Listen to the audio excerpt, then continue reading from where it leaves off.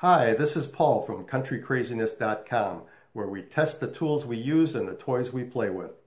Today I want to talk to you about a subject that I don't see a lot of information about on the internet, and that is, how much does it cost to build a pole barn?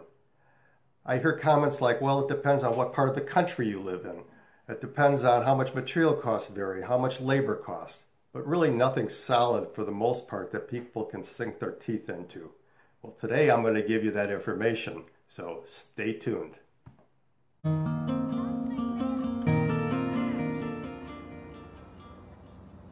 First thing we had to do was figure out how much can we spend on a pole barn.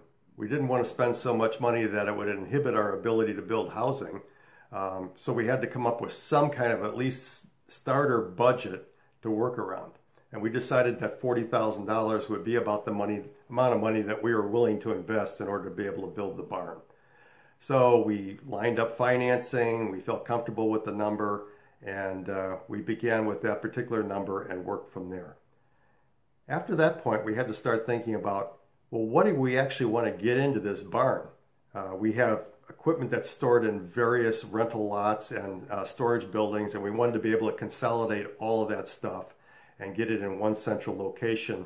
So one of the things that we have, what you might call the main tenet of the building, is our classic 1987 Silver Avion travel trailer.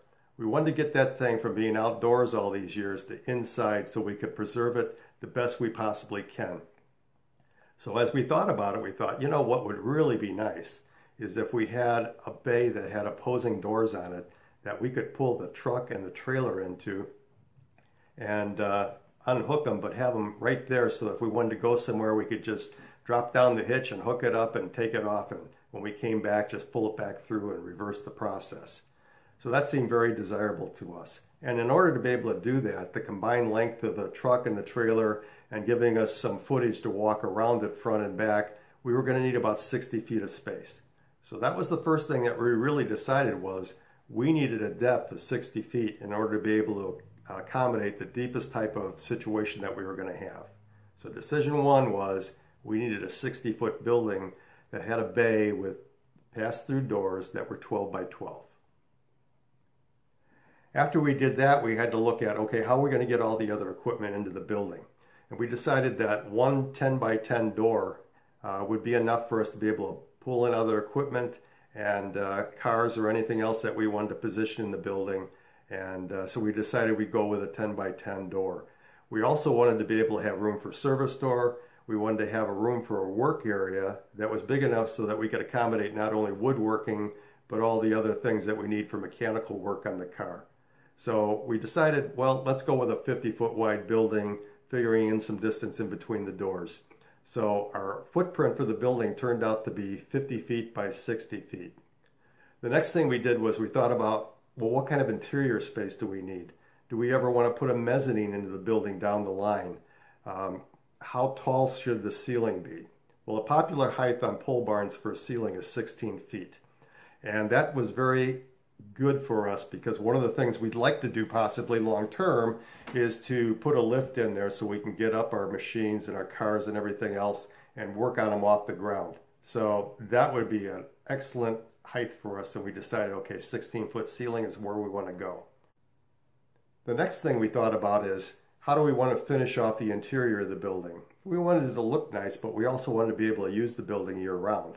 So we decided we'd insulate the building and put a finished clad interior on the inside so that we would be able to accommodate all those needs. Then we thought about, well, what do we want the outside of the building to look like? We certainly want it to be something that's going to be attractive. It's going to be one of the first things people see when they drive into the property. We want to look like we did this job right. So we decided we wanted a 3-foot wainscot at the bottom, and we also wanted 2-foot overhangs all the way around the barn with gutters, 6-inch gutters, to accommodate a lot of rainfall coming off that metal roof and getting it down on the ground without bouncing up and discoloring the siding and doors and things of that nature.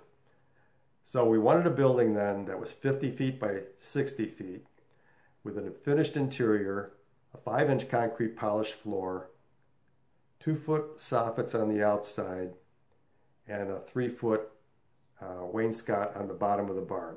And that's the item that we went to get a price on then.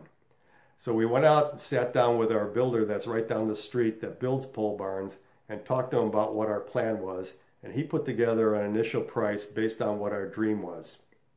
Well, this is when reality set in.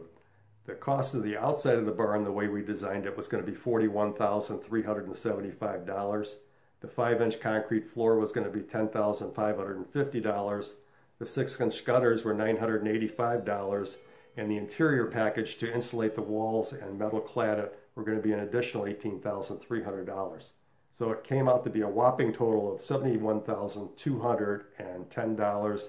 Needless to say, just a bit over our $40,000 budget. So the next thing we had to do is, now that we had our reality check, is to start looking at what can we compromise on to still have a functional barn without burning the budget.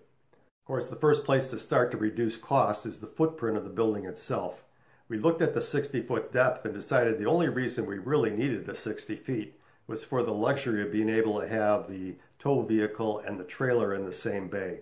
By separating those two, we were able to decrease the depth of that building substantially, taking it from a 60-foot building down to a 40-foot building, which was a huge savings in terms of cost. I went back to the builder and told him, hey, look, we're really thinking about spending more like $50,000. And this is what I thought we could do. How do you look at that? He took a look at it and said, you know what? I could come back and build you a 56-foot by 40-foot building and really come in pretty competitively at a price of $52,250. That included the interior package, the overhangs, everything that we wanted in the building. And we thought, okay, that's the way to go. And the process continued. The next thing we did was we thought more and more about, well, how are we actually going to contain all the equipment inside this new 40-foot depth dimension? And obviously we were going to have to separate the truck from the trailer, which means it would have to be pulled into the bay next to it. And the more we thought about it, we thought, well, when we put some of our other vehicles in there, and there'll always be at least one other vehicle in there, it makes sense to park them nose to nose. That would add an extra garage door on the back so we could back another car in and out anytime we wanted. So we decided to go with a bay that had a 12 by 12 foot door, and then we eventually changed the first bay to a 14 by 12 foot door, with the logic being that down the road we think we might want to buy a motorhome, and not knowing what the height will be based on the type of motorhome we bought, we went on the safe side and put 14-foot doors in.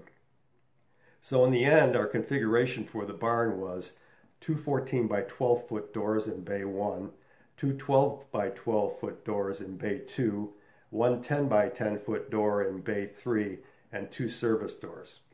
That turned out to be the right configuration for us, and our pricing came out so that it was doable.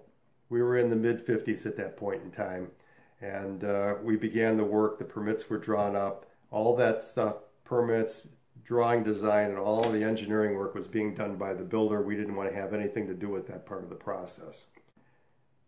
After all that was decided upon, and we had the contract signed with the builder, we went out and we remeasured the property at 56 by 40.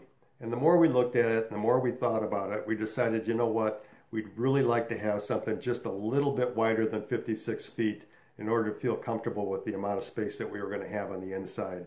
So we added an additional 4 feet onto the building, and that cost us $4,000 in order to do that.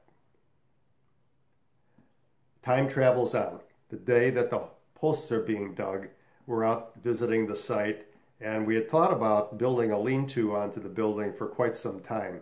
And we decided to go right down the street and talk to the builder and see what it would cost to add a lean-to on that would be 10 feet by 40 feet, which would be a substantial increase in terms of the square footage under roof.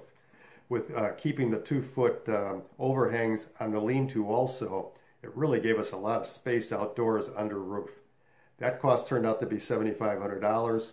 We went ahead and did it. It's got a metal clad ceiling on it. It's finished off very nicely.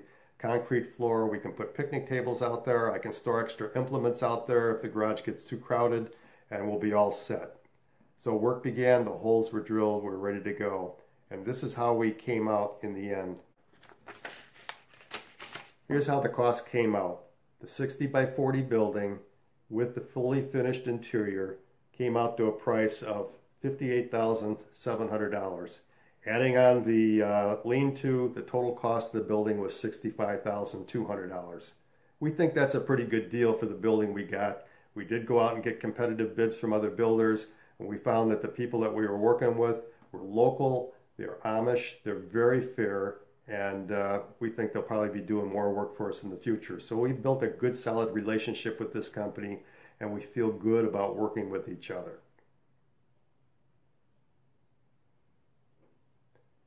So that's our story. This is how we decided on what we were going to do, and what we wanted, and what we were willing to compromise, and what we didn't want to compromise on.